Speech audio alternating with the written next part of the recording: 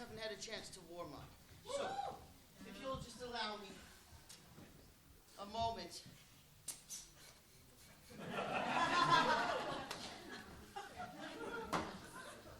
What? Let's see here.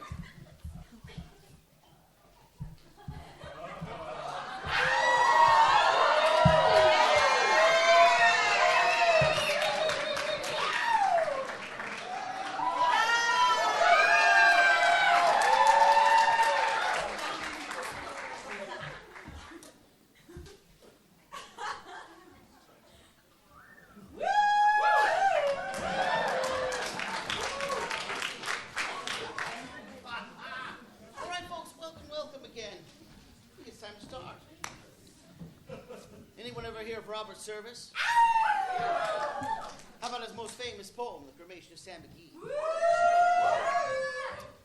There are strange things done in the midnight sun by the men who moil for gold.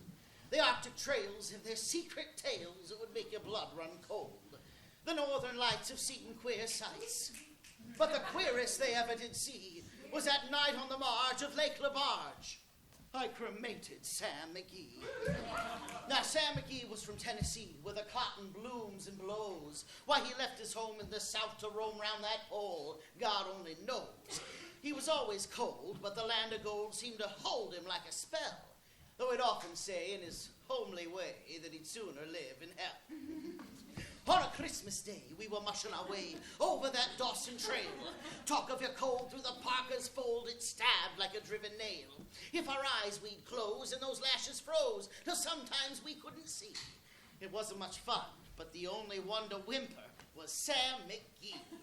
And that very night, as we lay packed tight in our robes beneath the snow, and the dogs were fed, and the stars overhead were dancing heel and toe, he turned to me, and Cap, says he, I cash in this trip, I guess, and if I do, I'm asking that you won't refuse my last request.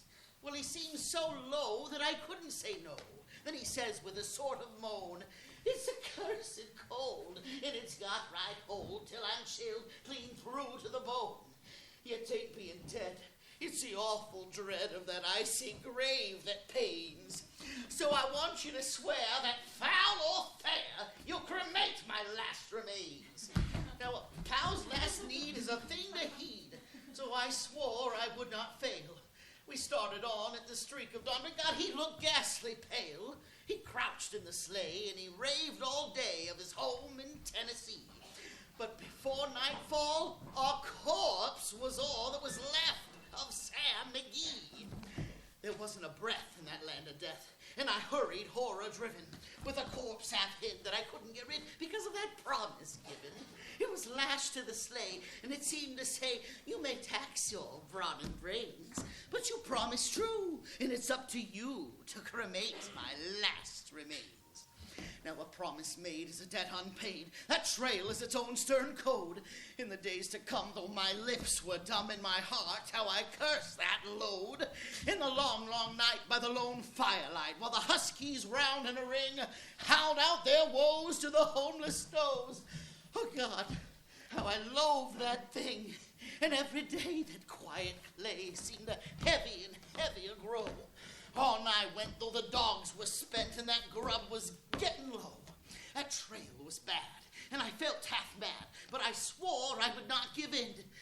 And I'd often sing to the hateful thing, and it hearkened with a grin, till I came to the marge of Lake LaBarge, and a derelict there lay.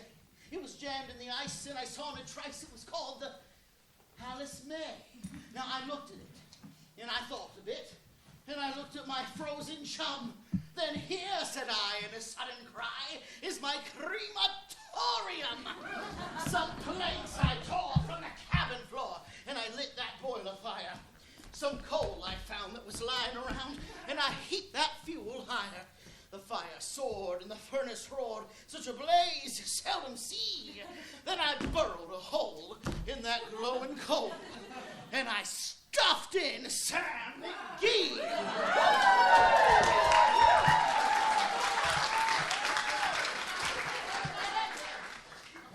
Then I made a hike for I did not like to hear him sizzle so. The heavens scowled, and those huskies howled, and those winds began to blow. It was icy cold, but the hot sweat rolled down my cheeks. I don't know why. That greasy smoke in an inky cloak went streaking down the sky. I do not know how long in that snow I wrestled with grisly fear. But the stars came out. They danced about ere again I ventured near. I was sick with dread, but I bravely said, I'll just take a peek inside. I guess he's cooked. It's time I looked, and that door I opened wide. There sat Sam, looking cool and calm in the heart of the furnace roar. He wore a smile, you could see a mile, and he said, please close the door. It's fine in here, but I greatly fear you'll let in that cold and storm. Since I left Plumtree down in Tennessee, it's the first time I've been warm.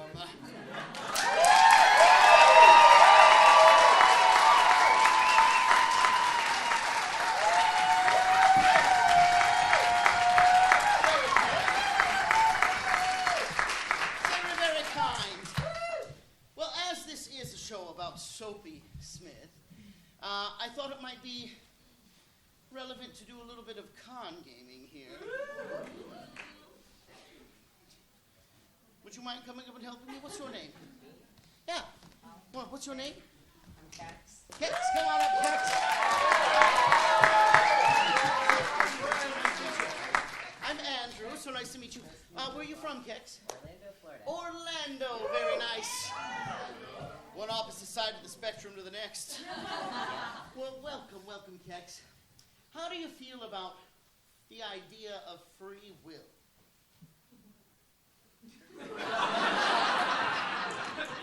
We have it, but do we? Indeed. That is a good answer. Let's see here. I've got a piece of paper here, Kex. Okay. Which we're going to get to in a little bit. We'll read it together. Okay. Do you have a pocket you can put it in? Got a few pockets. Go ahead and put it in your pocket. One in the pocket. Now, I have a few things. I've got a watch. Okay. I've got a coin. And I have a pen, which I'm pulling out of my pocket right now. Got this. Woo. Yeah. All right. Now, here's the deal. In a moment, I'm going to have you grab two of these objects. But I'm going to turn around, and you're going to grab them this way. Now, you're going to feel like running away. But don't worry. It's quite all right. Everything will work out for the best in the end. Are you ready? I'm ready. All right. Go ahead and just grab any two objects you like. Okay. Okay? Perfect. Now take one of those objects and put them behind your back. And put the other one in your pocket. Perfect. Now I said that we would read this together, right? What are we reading? Oh, you have the paper. I didn't put it over there. You put it in your pocket. You were trying to trick me. Huh? Now let's see. We're reading this. Now make sure I don't deviate from the words. Free will has been taken. Free will has been taken. It has. I will have the coin. Look. Oh, you will. You will have the watch. Show them. Show them. And the pen will be hidden. Where is the pen? The pen is in my pocket.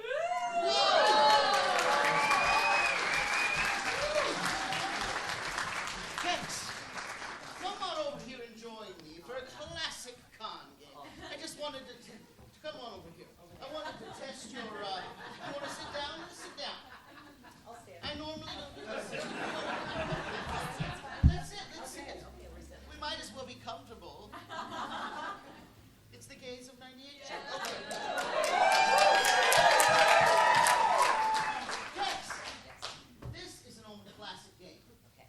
It's at least as old as Shakespeare's time, because he mentions it in a couple of his plays. In one of them, he says, "Don't play fast and loose with heaven, lest you jest with fate." He's referring to this game, fast and loose. Now, sometimes the game is played with a string, sometimes a belt. I have a nice fancy golden chain, because it's scattered. Now, here's how the game works, Kex. It's very simple. The chain is laid out thusly. There are two sides that matter, this one and this one. One of them will always fall loose, and one of them will stick fast. Okay? Now, do you know what the best odds for a game in a casino are? Not good. Never good, but do you know what the best one is? No, I don't. It's blackjack. Blackjack, and the odds are 51 to 49 in the casino favor. Now, this game, Kex, is better than that. It's 50-50. I'm giving you an extra point. All right. Now, here's how the game works. You take your finger and you put it in one side or the other. Go ahead. Okay, Kex, please don't move. I'm going to let you know that you did pick the losing side. That's okay because you didn't put any money up yet. Now, I'm always going to pull the chain from the same spot. You see how that falls loose? You want it to stick fast. You see? That's how the game works. Now, I have the ability to throw the winning or losing side to either side. Now, you put your finger there before and you lost, but put your finger there again. I'm going to always pull the chain from the same spot. Now, you see how you won? That means it gripped you. Yeah. Now, did you notice how that felt? Yeah. Don't get used to it because you won't feel it again. Are you ready to play the game? Let me show you.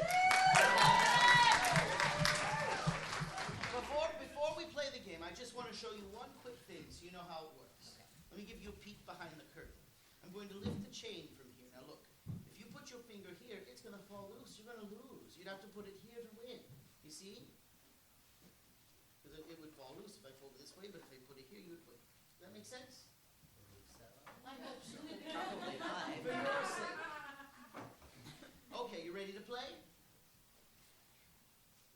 Sure. Yeah. Put your 50 right here. 50? No. That good for a guy?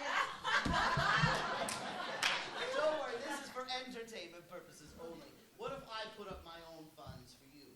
An absolutely worthless Eagles poker chip. Right here. And if you win, you can take that home with you. Does that sound good? All right, Kex. Go ahead. Pick your poison.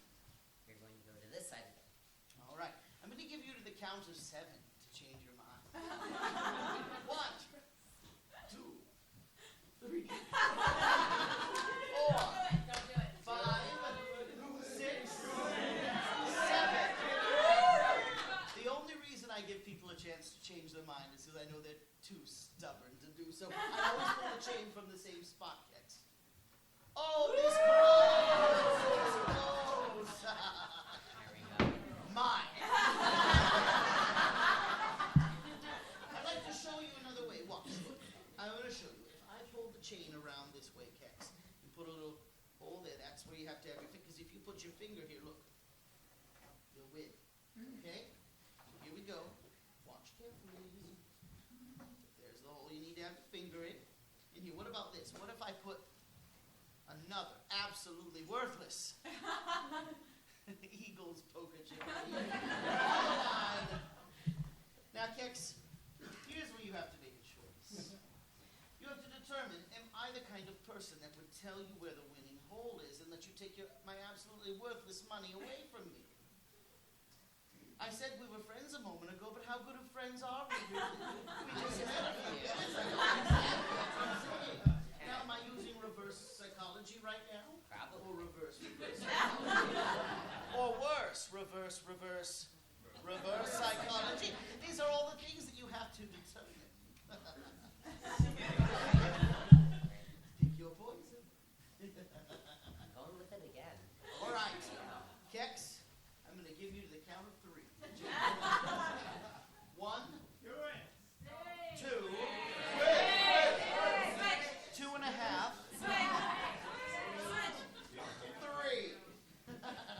I always pull the chain from the same spot. Oh, this close! Never felt so predictable.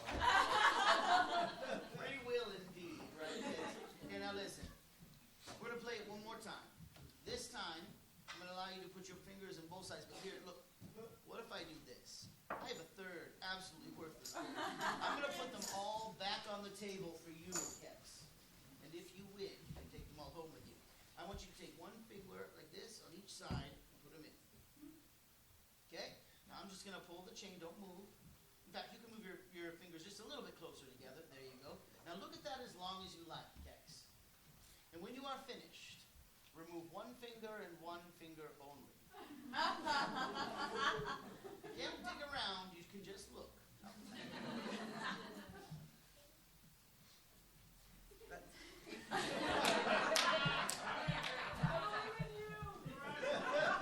Oh no, there's the loop you were supposed to have.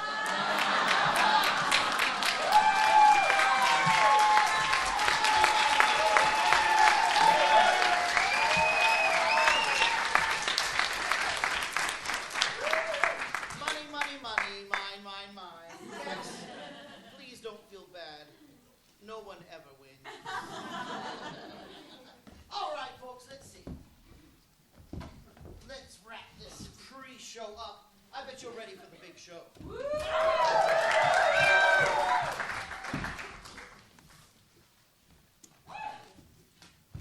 It didn't end well for poor Soapy Smith. Perhaps you all knew that already.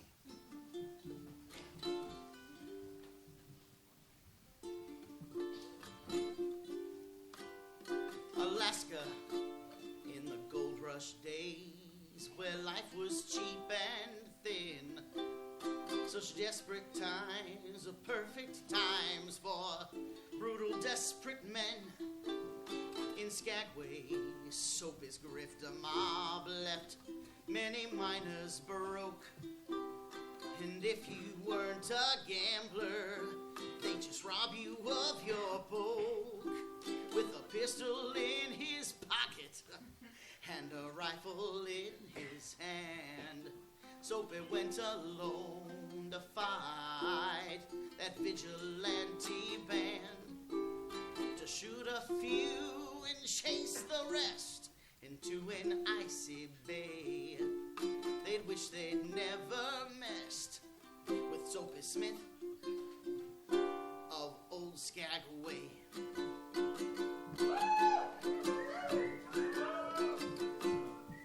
Where your life ain't worth a sawbuck and your end is just ahead, and the only law comes from your guns in a lightning hail of lead. Soapy was the boss man. He ran old Skagway's crimes till the outlaws got together and said, Soapy's out of time with bad men, cheating bad men. They're gonna spill bad blood. The outlaws taking trips to hell down through Alaskan mud. With Skagway vigilantes make him run away. Soapy came straight at them and chased him into the bay with a pistol in his pocket and a rifle in his hand. Soapy went alone to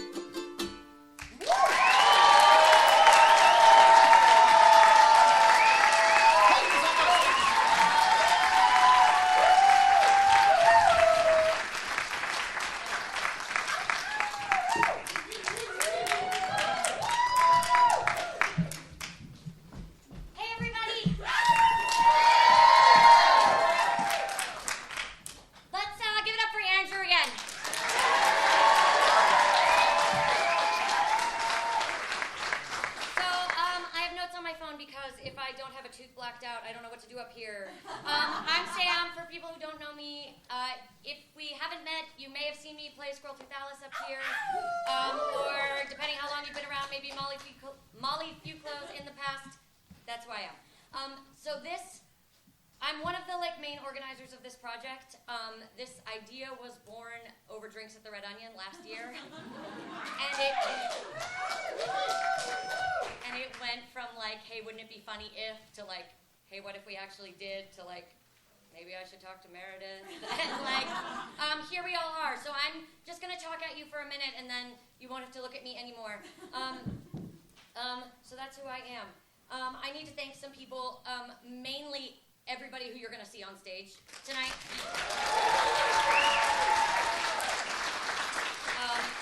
Everybody's been working really hard, from figuring out concepts to figuring out logistics to rehearsals to helping me figure out how to stage this version of the show that's different than any version that you've ever seen. And it's been really, really amazing. So thank you so much to all of those people. Give them so much love while they're up here. They're going out on a limb to do something different and cool.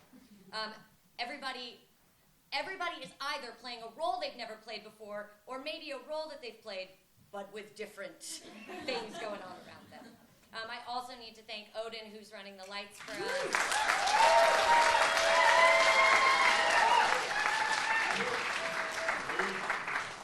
Andrew again, for the whole conversation was hey, you want to do this? Yeah, sure. And then he came here and he did it. And then we've got Chris and Mike, who are doing the video and audio stuff so that we can watch it again, and the people who are in it can get to watch it, and friends and family who aren't here can get to see it and all that stuff. So thank you guys so much for doing that. Also, I think he ran away to get a new charger, but my boyfriend Ezra has also really helped out.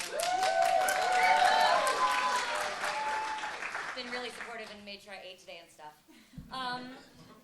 Huge thank you to Meredith and Charity for letting us do this, trusting us to do this, giving us creative freedom to do this. Hopefully they still like us after this.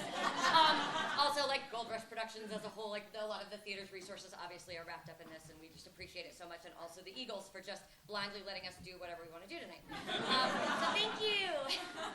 And all of you for coming and making it such a huge success. This is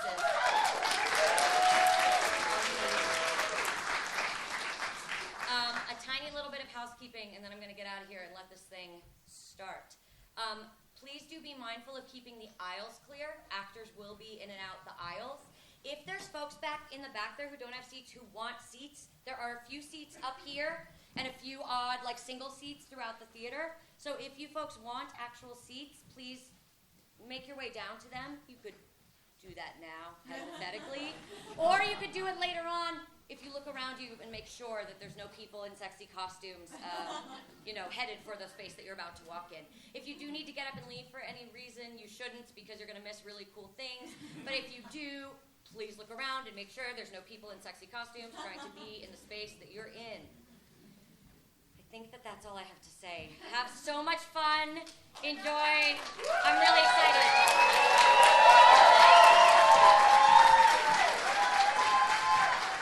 Unless any cast yells at me that there's a problem right now, we're going to get going. Teddy, take it away!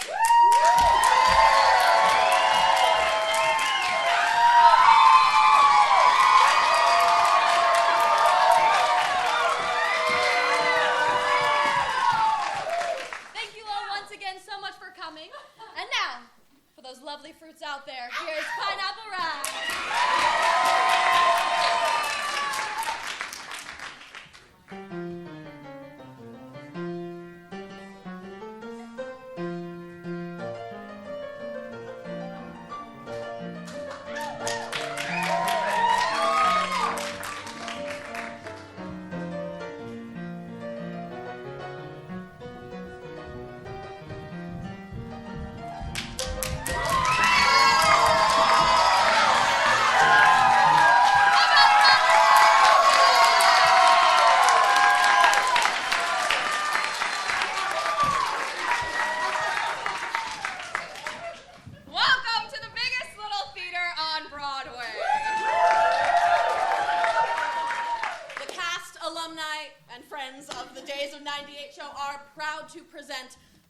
of 98 show with Soapy.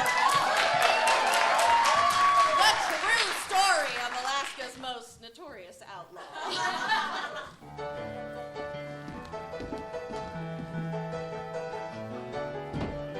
A journey back to the rush days, a chance to stay away. While a hero or a villain plays his game. The acts are full of facts and packed with glory, greed, and fame. Where the legend and the truth become the same. Become the same. Or mostly true. Well, partly true. Well, you can be the judges when we're through. So hang on to your seats because you're in for a treat. As we guide you through the gold rush days gone by. At the century's end, Lady Luck is our friend. We'll follow her to where our fortunes lie. Gold, gold, gold.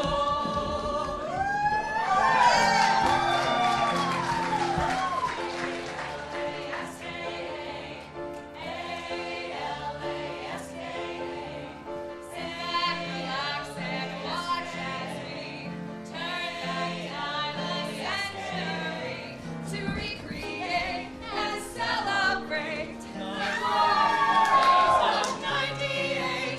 The stage is set, the lights are lit. Our story tells of Soapy Smith. His life is death, his judgment day. His lawless reign in old Stag Land. Wait! I forgot to do something. There's one more item on the agenda before we can start the show, and that is I gotta check backstage and make sure all of our tech people have done their jobs properly. It'll just take a second. I'll be right back. Is everybody ready to go out here? They got a backstage bigger than Texas. So now it's time to tell our story of our Alaskan territory. It's one of fortune, fame, and glory. A-L-A-S-K, A-L-A-S-K, A-L-A-S-K, gang!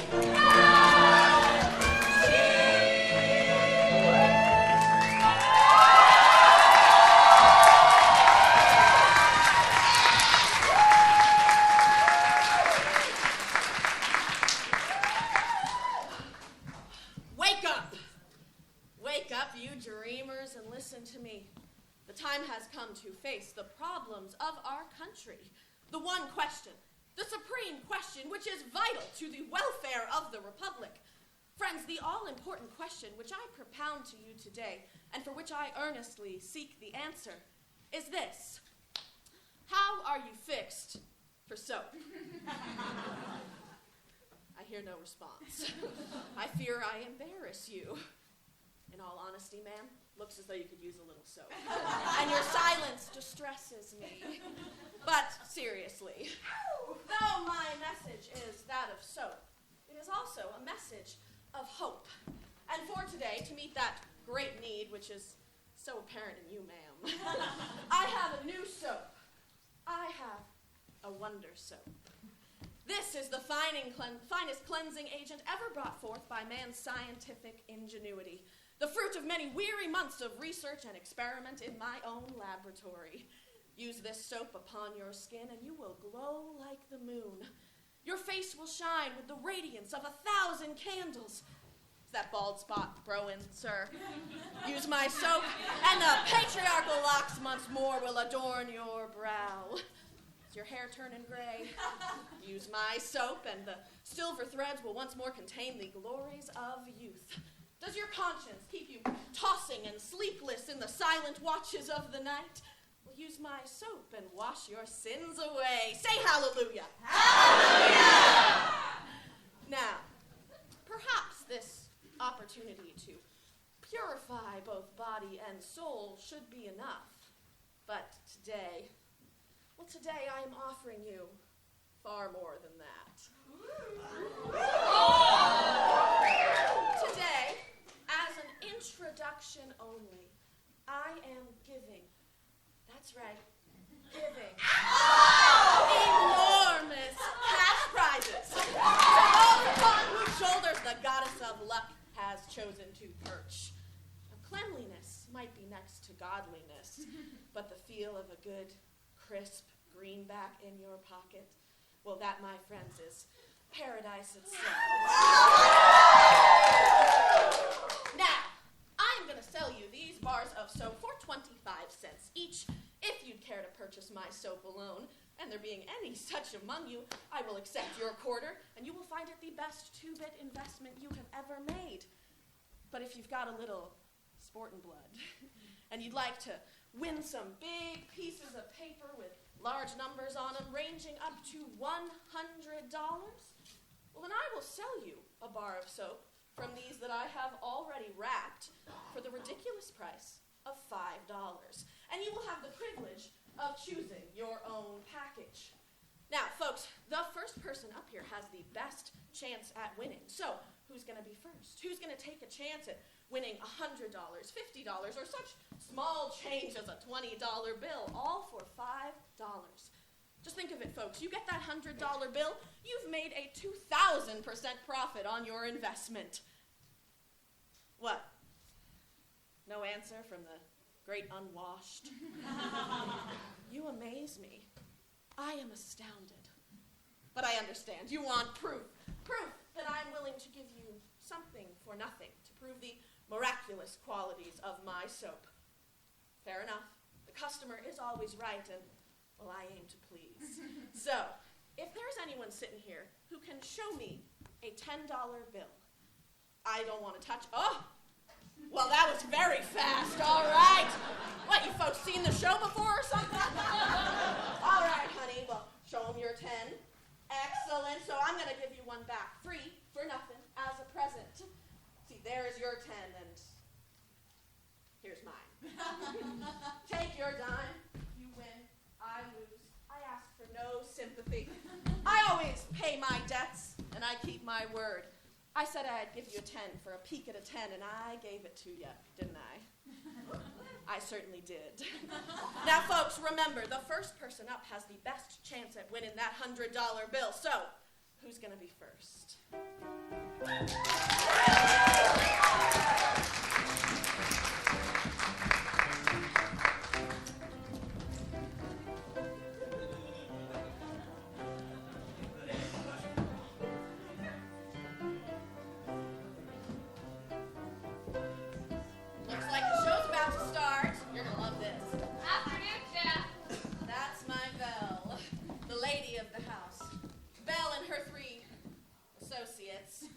Alice, Molly, and the delicacies of the house. Hi there, handsome. It's good to see you again. Don't you just love repeat customers, Belle? I love any customer that's got a little gold left in their poke, Alice. Now come on, it's showtime! All right, I'm ready to go. This one's for you, Poopsie Whoops. A smart and stylish girl, you see, belle of good society, not too strict, but rather free, yet as right can be. Never forward, never bold, not too hot and not too cold, but the very thing I'm told that in your arms you'd like to hold. Ta-ra-ra-boom-de-ay, ta-ra-ra-boom-de-ay, ta-ra-ra-boom-de-ay, ta-ra-ra-boom-de-ay, ta-ra-ra-boom-de-ay, ta-ra-ra-boom-de-ay, ta-ra-ra-boom-de-ay, ta-ra-ra-boom-de-ay.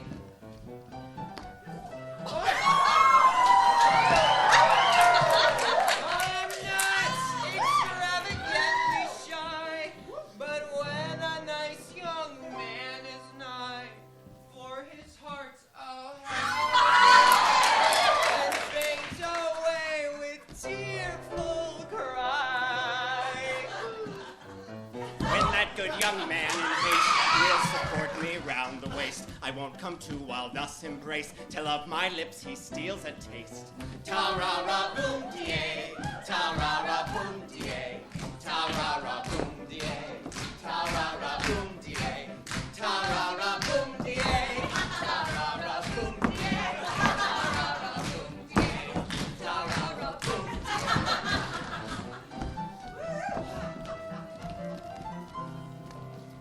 We're all young maids of innocence, as long as you buy our pretense. For one eternal big expense, you pay for what you get, my friends. Ere our verses we conclude, we'd like it known and understood. Though free as air, we're never rude. Though not too bad, we're always good. You know the words by now. Sing along with us.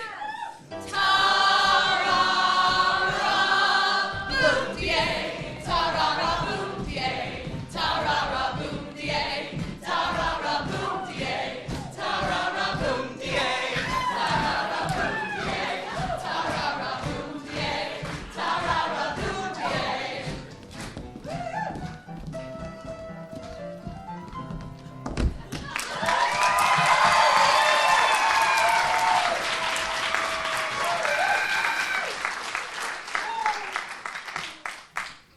Now, where was I?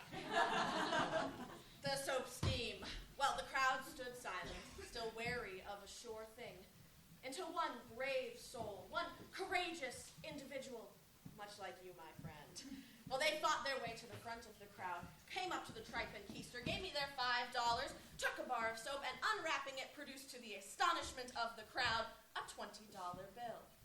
Well, then another man came up, doing the very same, grabbing his soap, unwrapping it, and producing a $50 bill.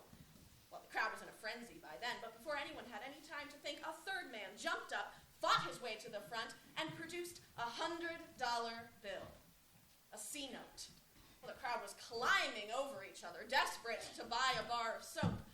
By the time the chaos died down and the crowd had realized that the most anyone had won was $1, well, me and my 3 associates, you remember them, the 3 lucky winners. Well, we had escaped down a nearby alleyway, leaving the crowd behind in a dazed and befuddled super.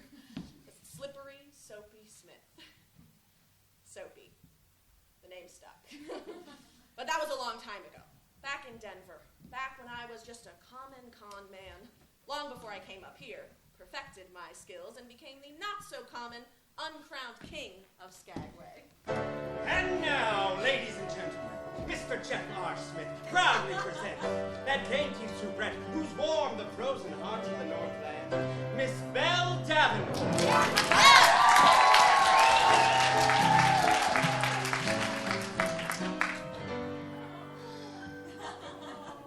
It ain't easy being always good. Sometimes I have to be bad.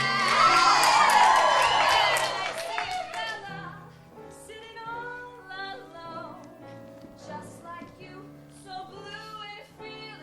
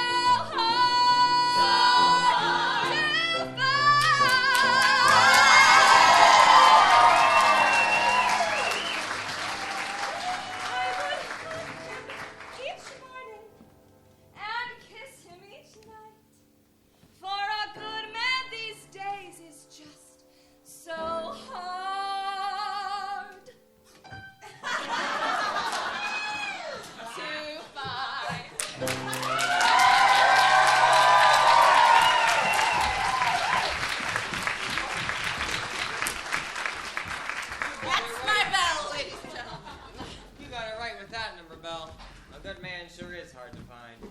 Well, that's just a song, Alice.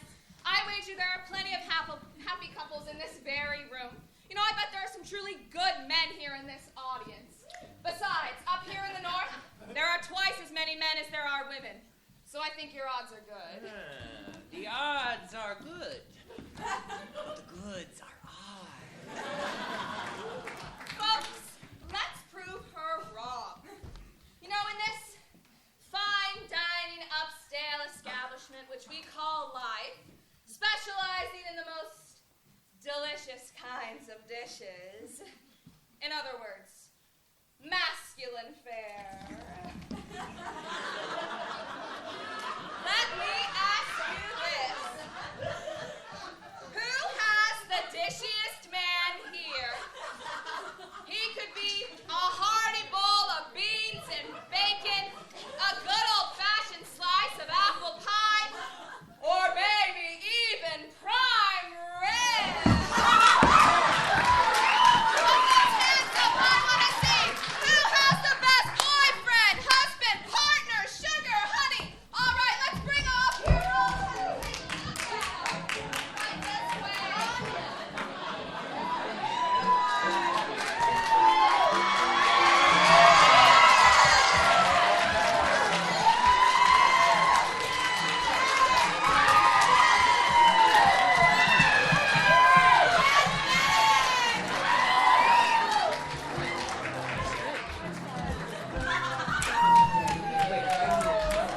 That's it. Anybody?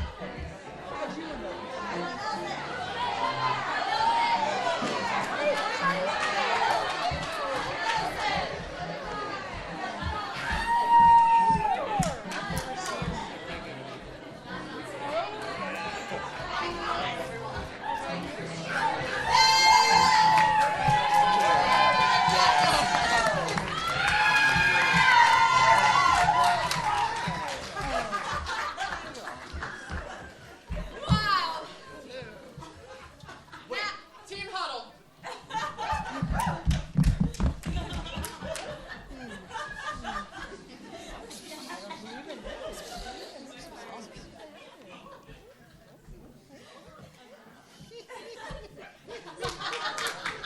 How about a round of applause for these great men?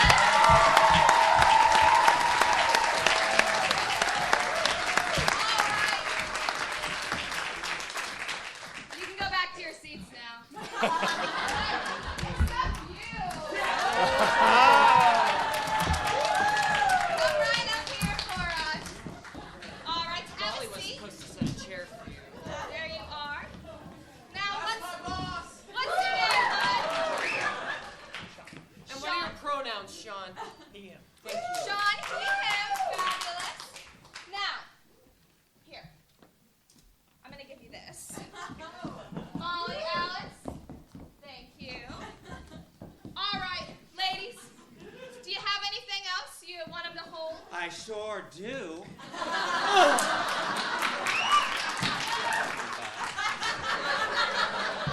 Okay, good luck, Sean. Oh, I want to tell you that I have a little number for you. Pookie. I think what she meant to say is that we have a little song for you. Sugar lips. Cuddle bear. Honey, bunny, pussy, wussy, cutesy, wootsy, licky, dicky. He's mine. I'm gonna kill you. All right, just do the number.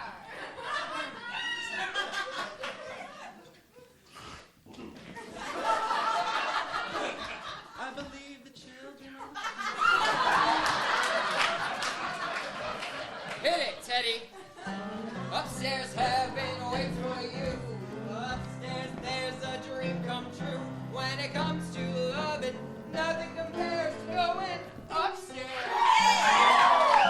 I hear you've been awfully good, doing what a good boy should. So leave behind your worries and cares, your boring day-to-day affairs. 'Cause you and me, yes, we upstairs. Alice, call me Alice. When it comes to loving, I gotta win. Molly, call call me Molly when all your skies are cloudy and gray. I can make them all go away. What do you say? Each step leads you closer to a paradise made just for you. So douse the lights and say goodnight. And while you're at it, say your prayers. 'Cause you and Squirrel Tooth Alice are going up, up, up, upstairs. Yes, you and Molly, few clothes, Are going up, up, up, upstairs.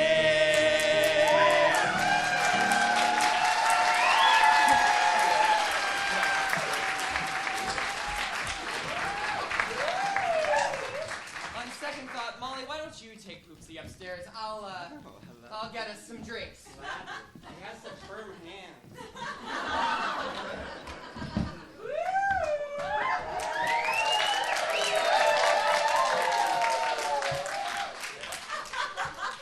What's the matter, Alice? Good's a little too odd for you? Need a little liquid courage first? I don't know, so I guess I'm just sick and tired of singing and dancing for my supper. You're complaining again? You knew what you were getting yourself into when you made your way up here. Why'd you come here in the first place? Well, I wanted the gold, and I sought it. I scrabbled and mucked with the brave. Was it famine or scurvy? I fought it. I hurled my youth into a grave. I wanted the gold, and I got it. Came out with a fortune last fall. Yet, somehow, life's not what I thought it. And somehow the gold isn't all. No, there's the land. Have you seen it? It's the cussedest land that I know. From the great dizzy mountains that screen it to the deep, death-like valleys below. You know, some say God was tired when he made it. Some say it's a fine land to shun. Maybe, but there's some as would trade it for no land on earth. And I'm one. You come to get rich. Damn good reason. You feel like an exile at first. You hate it like hell for a season, and then you are worse than the worst. It hits you like some kinds of sinning. It twists you from foe to a friend. It seems it's been since the beginning. It seems it will be to the end. I've stood in some mighty-mouthed hollow that's plumb full of hush to the brim. I've watched the big husky sun wallow in crimson and gold and grow dim, till the moon set the pearly peaks gleaming and the stars tumbled out neck and crop, and I've thought that I surely was dreaming with the peace of the world piled on top. The summer, no sweeter was ever, the sunshiny woods all a-thrill, the grayling asleep in the river, the bighorn asleep on the hill, the strong life that never knows harness, the wild where the caribou call, the freshness, the freedom, the farness, oh God, how I'm stuck on it all. The winter, the brightness that blinds you, the white land locked tight as a drum, the cold fear that follows and finds you, the silence that bludgeons you dumb, the snows that are older than history, the woods where the weird shadows slant, the stillness, the moonlight, the mystery. I've bade him goodbye, but I can't. Molly, you busy? My hands are full. What's up? What's my next line? I bade him goodbye, but I can't.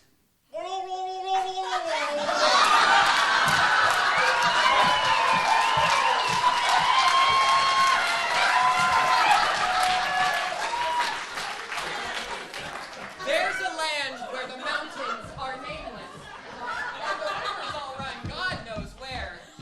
There are lives that are erring and aimless, and deaths that just hang by a hair.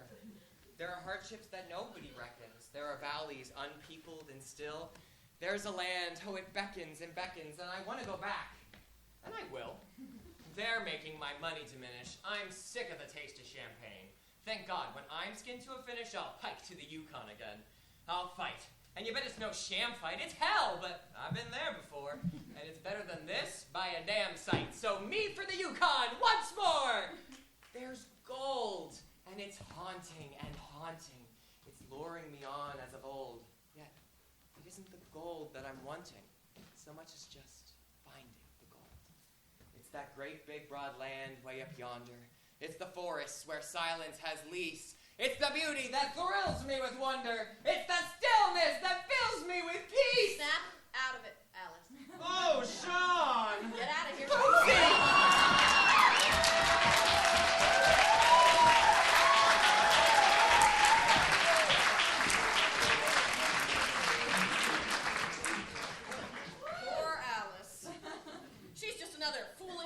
homely prospector on her way up to Dawson City, the Paris of the North, the glittering gold fields of the Klondike. You would not believe the number of deluded dreamers I have seen pass through this town in the last few months. Thousands of men and women, just like Alice, storming through Skagway looking to get rich quick. Now, the weak in mind, the weak in body, the weak in spirit, and naturally the stupid ones, well, they die long before they reach the coal fields. They freeze, they starve, they get themselves shot. Frankly, the greatest kindness I can do for such people is to force them to get out of Skagway and get on the first ship south. And there are those in this town that have the gall to say that I am just a crook. Frank Reed and his boys. They're down at Sylvester Hall right now trying to stir up enough support to take this town away from me. Committee of 101. Damn committee. Now, hey Molly, Yeah. you busy? Oh.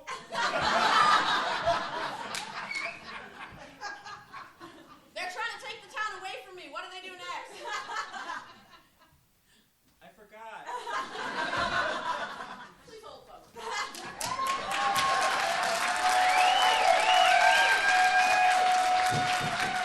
There's one thing everybody in Skagway's got in common. Greed. Greed's what brings them here. Greed's what keeps them here, and greed is what eventually sends them home broke. Now, eventually, when a man has lost most of his money, someone will suggest he head on over to Dominion Telegraph and wire home for some more. Fortunately, that is just one of many services that my associates and I provide, which can hastily remove a man from the terrible burden of all of his loot. Another would be reliable packers, where a man can have his gear reliably packed up over the White Pass Trail and then can reliably count on its disappearance. But mostly there's drinking, gambling, roulette, Monte, faro, craps, the list goes on, even the shell game. 3 unassuming walnut shells and 1 innocent little pea. It is the oldest flim-flam in the world, and yet the suckers still fall for it every time. And then as their money diminishes and diminishes, well, they do eventually head to Dominion Telegraph, wire home for more. For another $5, they might even get a response to that message if they wait around long enough. Dominion Telegraph Company, Skagway's altar of hope. Now, if people in Skagway would learn something, they can learn that you can't trust anyone or anything, then maybe they'd become suspicious of that telegraph company. Suspicious enough to follow that grand and glorious cable out the back of the office, over the bank, and into the Lynn Canal, where it ends, just past the dock. Now, when a man has really lost everything, inevitably, someone will say to him, son, you go over to 317 Holly Street to Jeff Smith's parlor. You ask for Jefferson Smith himself, tell him what happened, tell him you want to go home, and I personally guarantee that he will help you out. And so it happens. That man comes to me, and I give him a portion of his lost and squandered money from my safe in the form of a ticket south. Now, he will have learned a very valuable lesson, and he'll have me to thank because he'll probably never gamble again. So I will have saved him a lot of money. But more importantly, when he leaves Skagway heading south, he leaves our town with 2 things. He leaves Skagway with his life, for heaven's sake. And he leaves Skagway with a soft spot in his heart for Jefferson Smith.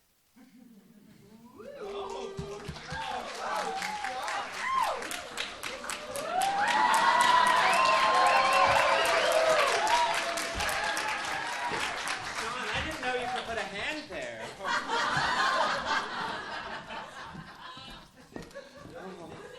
Isn't Sean cute? Sean, tell him. Everybody, Sean and I were just upstairs talking. And he told me that he loves me, and he wants to marry me, and he's going to take me with him up to Dawson City. Wait a minute, what? Sean and I were just upstairs talking. And he told me that he loves me and that he wants to marry me and that he wants to take me up to Dawson City with him. Now, Molly, that Listen can't here. possibly No, be he true. told me It's that. just I like heard him say last that year every at my cousin's birthday. Ladies, that's enough. I think it's time for Poopsie to go back to his seat. His name is Sean. All right. I'll undress. One Get last out time. of those clothes.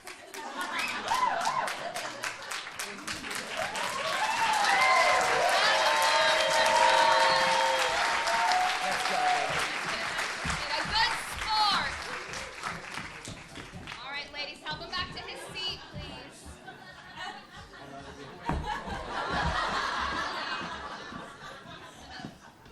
You know, Belle, you're looking real pretty in that new dress of yours. Are you trying to sweet talk me with that sugary tongue of yours?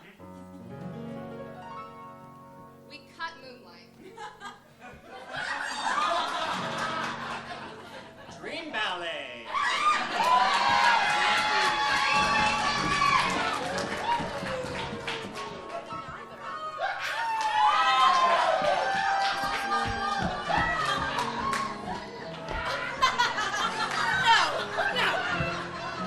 You, come here.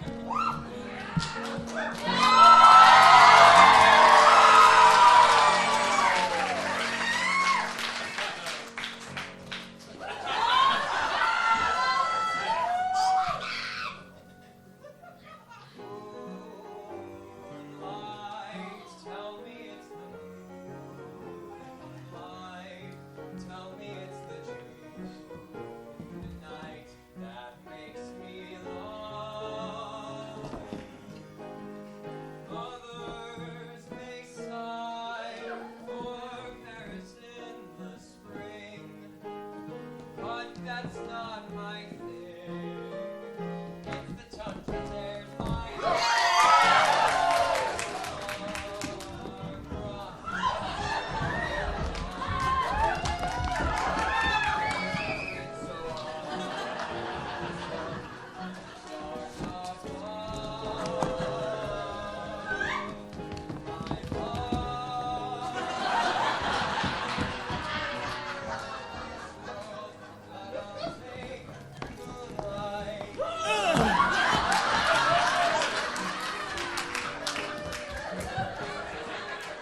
I know what's going on, Jeff. What? Down at Sylvester Hall. Don't do anything foolish.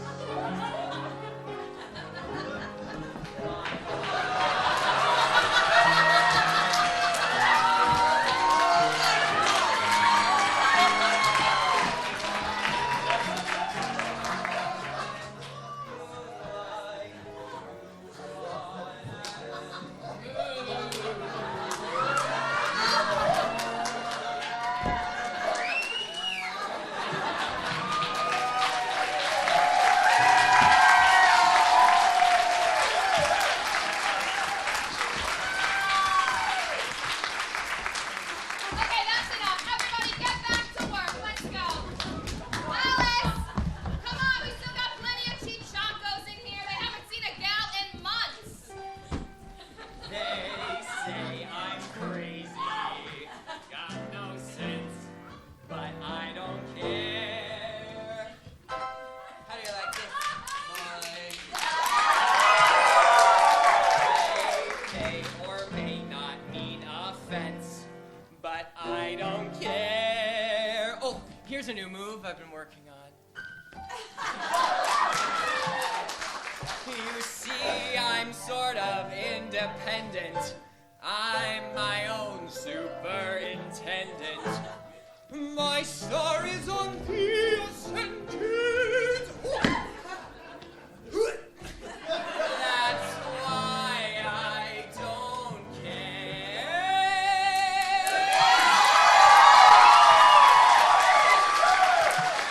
Any takers? Anyone? No one? Alright, oh well. 2, 3, 4, I don't care. I don't care.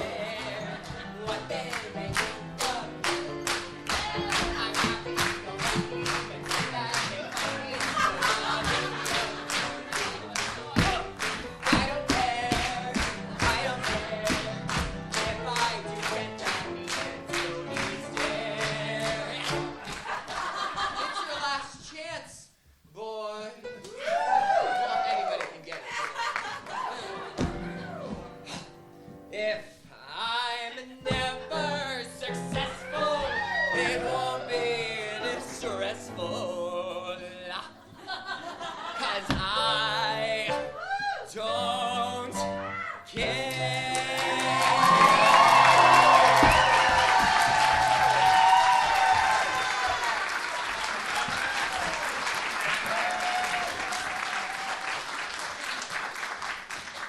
That Alice just never gives up. Oh, come on, Jeff. I saw plenty of folks in here admiring her tenacity. You can say that again. Here's to Alice. Haven't you had enough? This isn't like you, Jeff. All right. All right. Why don't you take this bottle and hide it someplace I'll never find it?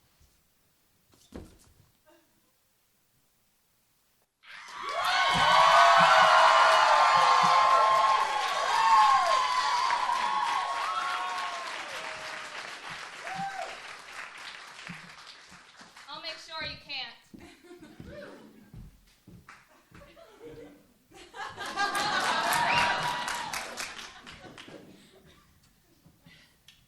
She's just worried that I'll go down to Sylvester Hall and do something about that mob of morons. Committee of 101. Frank Reed and his damn committee are trying to take away my control of this town. I do more for Skagway than... You want to know what I do for Skagway? Here's an example. Now, this instance begins on the night of January 31st, when a young local by the name of Andy McGrath walked into Clancy's saloon and slapped down a bill in payment for a drink. Then John Fay, the bartender and bar owner, told him he could drink his change, which is a common enough practice with the Stampeders, but generally not used on townsfolk since it is bad for business. When McGrath got angry, he demanded his change. Fay wouldn't give it to him. McGrath said he would go out to the streets and find the marshal. Fay said if he did that, when he got back through the doors, he would shoot the both of them. And then John Fay came out from behind the bar, grabbed McGrath by the scruff of the neck, and threw him out of the saloon. Well, McGrath was really angry then, and he did exactly what he said he would. He ran down the street, and he found Deputy Marshal Rowan. The two men talked for a minute, and Rowan decided that McGrath deserved his change. So they ran back over to Clancy's saloon, and as they came busting through those double doors, the slimy weasel of a bartender shot both of them. He shot them. Well, in no time, a lynch mob had formed, combing the streets for Fay. McGrath was dead, and Rowan... Well, poor Rowan. He lay up in Doc Moore's office, mortally wounded, next to his wife, who had just given birth to Skagway's very first child.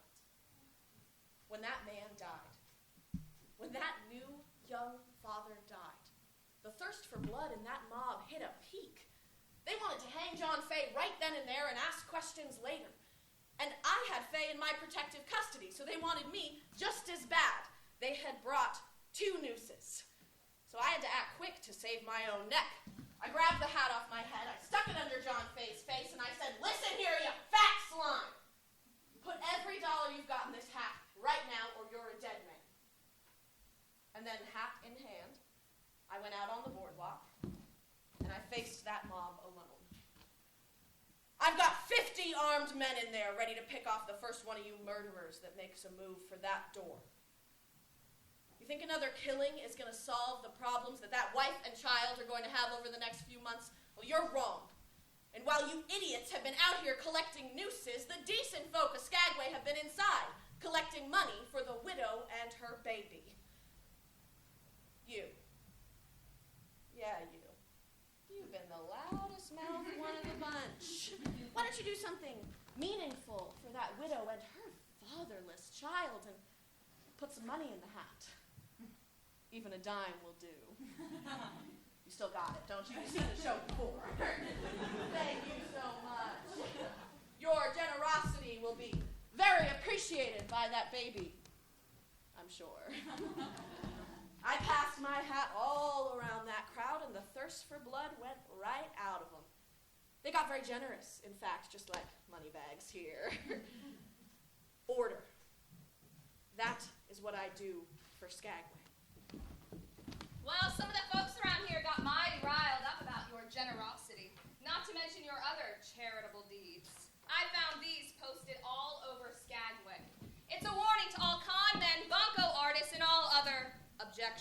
characters to leave Skagway and remain away. It's signed the Committee of 101, but to me, it looks like a love letter from Frank Reed. Frank Reed. The Committee of 101. Is that supposed to scare me? I have over 300 men in this town. I'll have my own signs posted. How does this sound? The business interests of Skagway propose to put a stop to the lawless acts of many newcomers. We hereby summon all citizens to a meeting at Sylvester Hall where these things will be discussed. The meeting will be held at 8 p.m. sharp. Let this be a warning to those chichacos who are ruining our city. When we got down to Sylvester Hall that night, it was packed. Fellow citizens! The Committee of 101 seeks to tear down that which we have worked so diligently to accomplish. But I am willing to stand arm in arm with all of you brave men and women to protect our city from the Committee of 101, even at the risk of our own lives. And that entire room full of people jumped to their feet and cheered for me. They stood up and cheered. And that is when I realized that I hold this town in the palm of my hand, and I can do with it whatever I please. And nobody, leastwise some vigilance committee, is going to stop me. I boss this town. When the Committee of 101 saw my support, well, they folded like a busted hand.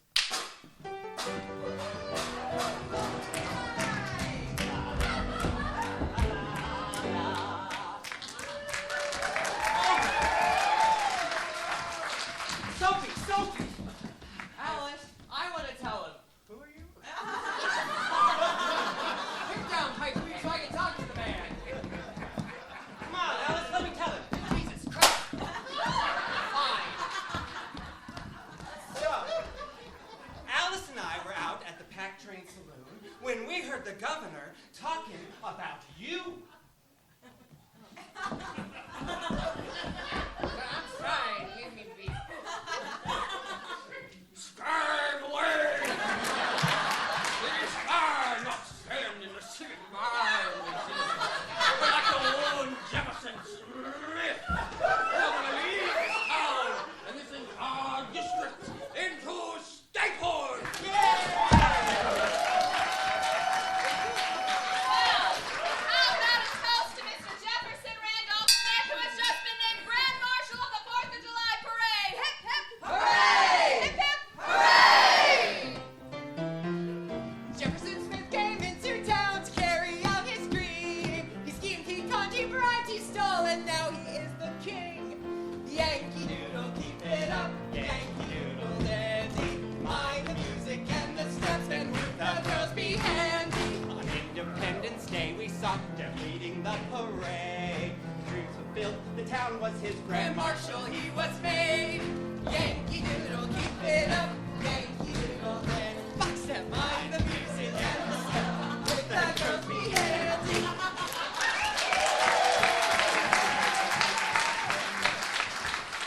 You can be handy with me anytime. All right, Molly.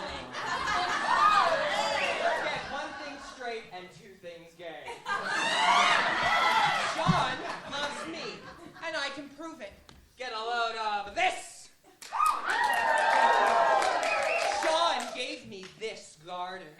He said it was a token of his undying devotion and a symbol of our Eternal love? You two-timing no here you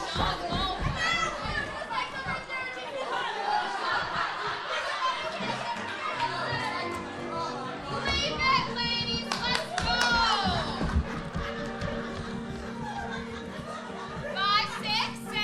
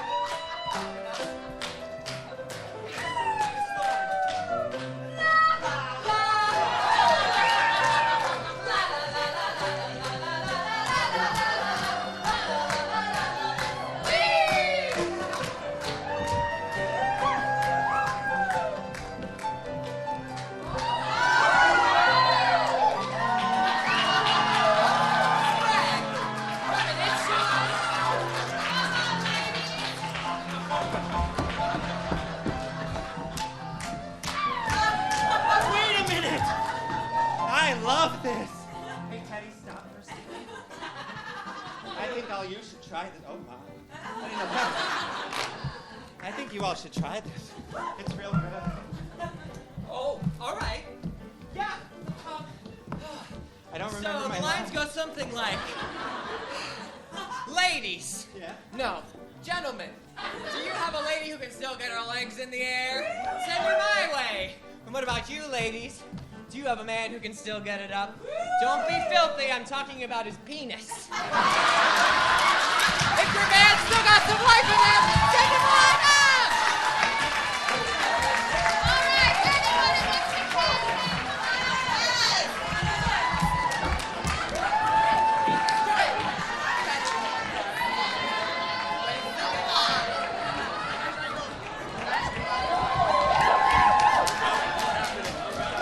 all right, folks, the line up right here. Right there, let's break up tonight. All right, fabulous. Wow, they just keep coming.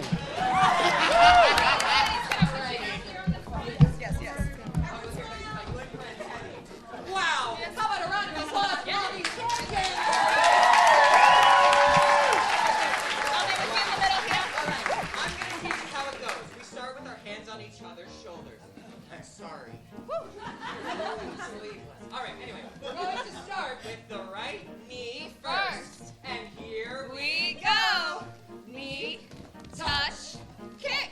now switch to the left. Knee, touch, kick.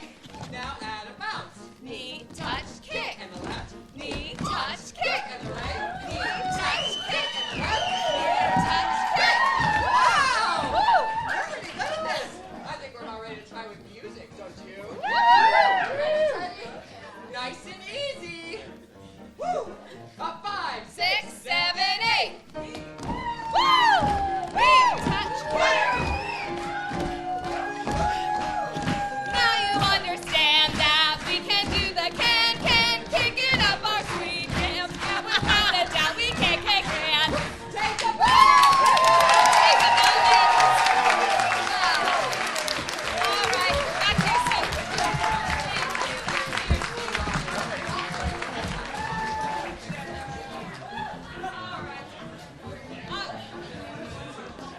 Well, that was just can-tastic!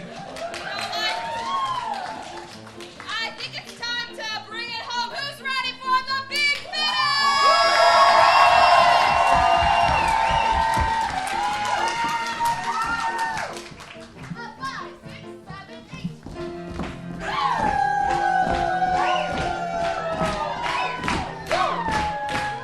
Yes, ma'am, we can. We can do the can. Yes, ma'am, we can. We can do the can.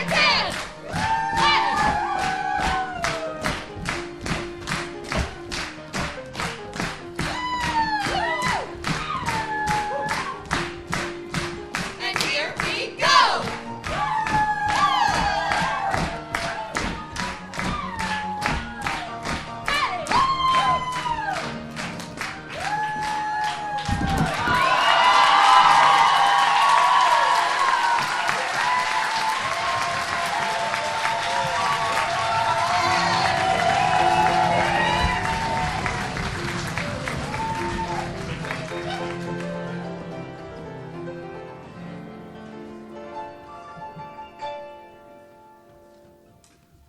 But the celebration didn't last long.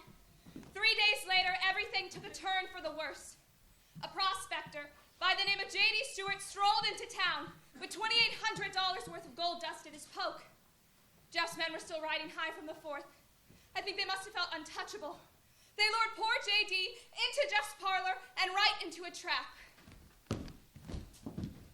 Why did the fools have to mug him? He was perfect. Absolutely perfect for a fast game of poker, 3-card Monte, hell, even the shell game. Could have at least gotten him drunk first. My men, he brought his gold into my bar, and my men took him in the back, hit him over the head with a sack, and took it from him. They took his gold in broad daylight. They mugged him in broad daylight. Now the town blames me. But my men think I'm gonna fix it all. Old Silver Tongue's gonna go out there, make it all a bed of roses. Hell, we're all gonna be rich. As you can imagine, when Frank Reed 501. Damn committee. That was this morning. They have had 2 meetings today already, and they've come to me twice demanding that I give the gold back. Demanding. They didn't ask. They demanded. Well, I didn't take that gold, and they're never getting it back. And if any of my men make a move to give it back, I'll break his neck. I'll kill him. You hear me? I'll kill him. Your man Bowers came by and asked me to give you this. Reed and his men have moved to the Juneau Company Wharf. His committee of 101 is now 500. Time is running out. Can't you see what's going on? At least keep your wits about you. Ladies and gentlemen, once again, Miss Belle Davenport.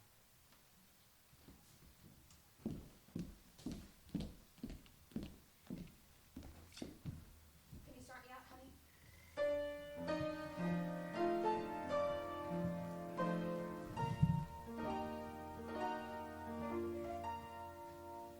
A beautiful woman surveyed the sea. Her flatterers by the score. Her gems were the purest, her gown divine. So what could a girl want more? But memory brings back the face of a love whose love she had turned aside. But happiness cannot be bought with gold, although she's a rich man's bride. She's only a bird in a gilded cage, a beautiful sight to see. You may think she's happy and free from care. She's not, though she seems to be. 'Tis sad when you think of her wasted life, for youth cannot fade with age, and her beauty was sold for an old man's gold. She's a bird in a gilded cage.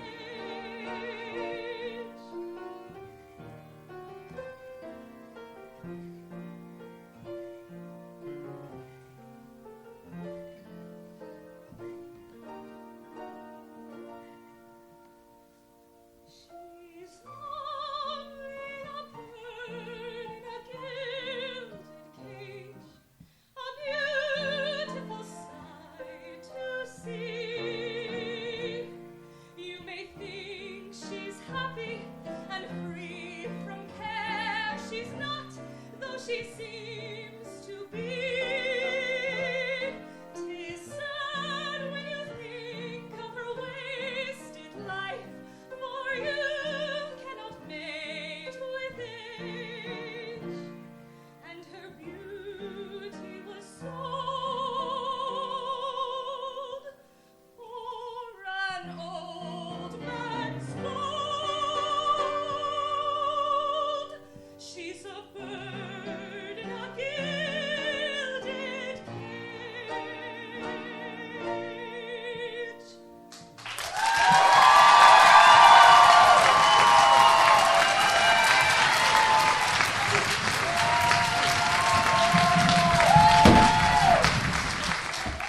Jeff, no, please.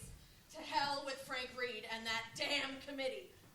They've got 500 men down on the Juneau Company Wharf having another one of their meetings, trying to decide what to do about me. Well, they're armed to the teeth. I think they've already decided. Well, I decide. And I have decided to put a stop to their whining and their sniveling and their damn secret meetings. Frank Reed thinks he can take this town away from me. Not while I live. Jefferson Randolph.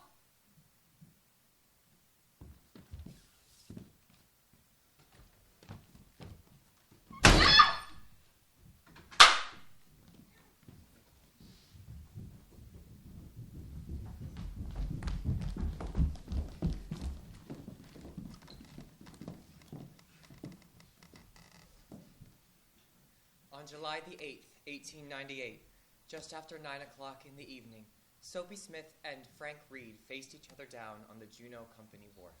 After a clumsy and confused skirmish, shots were fired. A bullet pierced Soapy's chest, killing him instantly. Frank Reed was mortally wounded. Despite frantic efforts to save him, he died an agonizing 12 days later. 2,000 people attended the funeral of Frank Reed. He was eulogized the hero. The only people who came to the burial of Jefferson Randolph Smith were the teamster who drove the wagon, Reverend Sinclair of the Union Church, and a mysterious woman dressed in all black and veiled.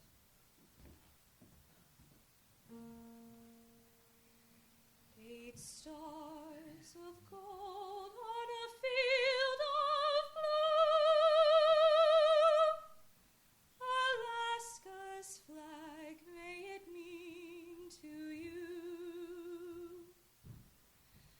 The blue of the sea, the evening sky, the mountain lakes, and the flowers nearby. The gold of the early sourdough streams, the precious gold of the hills and streams, the brilliant stars in the northern sky, the Bear, the Dipper, and shining high, the great North Star with its steady light, o'er land and sea, a beacon bright, Alaska's flag to Alaskans dear. The simple flag of a last frontier.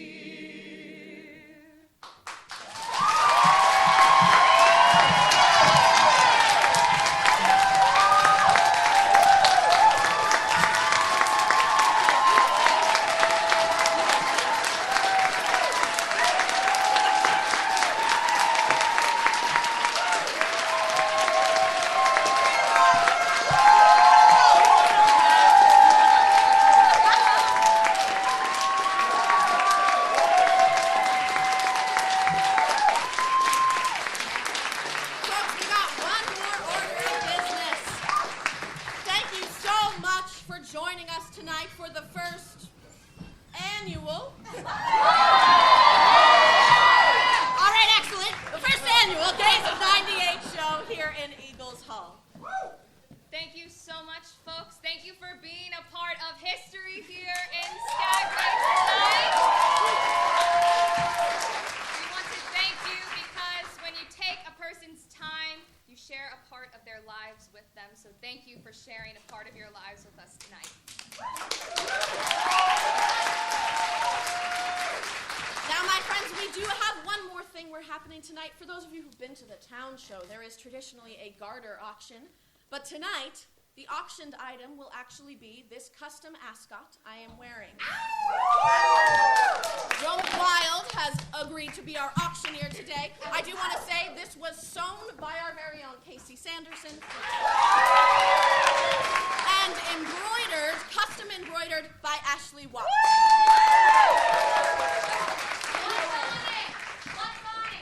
Oh, it's pride flags instead of Alaskan and U.S. flags. Oh my gosh! And the proceeds go to, thanks everybody, the proceeds go to the Pride Committee for next year's Pride celebration.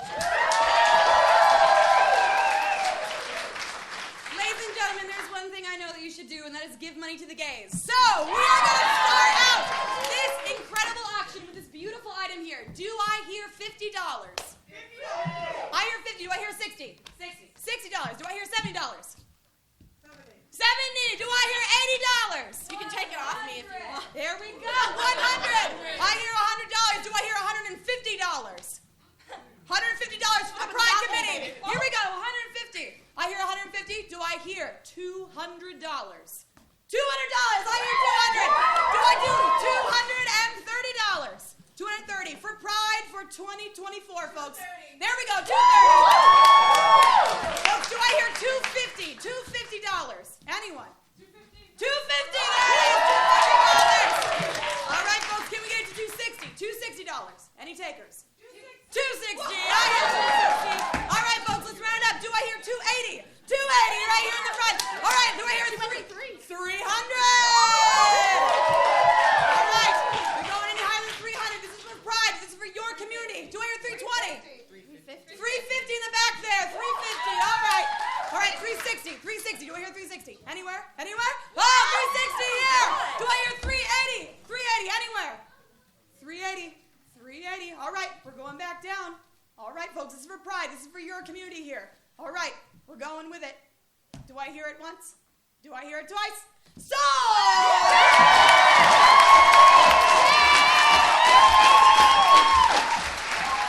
Come on down here. Feel free if you would like. Please, can we get a photograph of this beautiful item right here, folks? Can we get up one more time for the gays in 98? Now, one more thing, folks. Hold on, please, for one more moment. Now, yes, will you grab that for charity? Thank you. Folks, many of you may know, our incredible director this evening is also my older sister, Samantha. We are a family of Skagwegians. In fact, she is the reason I am in Skagway in the first place, and I am now a full-time resident, so I owe her my literal life. And tonight happens to also be her birthday. So come down here. And if you folks wouldn't mind helping me out, I would really like to ring in her birthday with you all. If you would help us sing to her, please. Happy birthday to you. Happy birthday to you. Happy birthday, dear Santa. Happy birthday to you.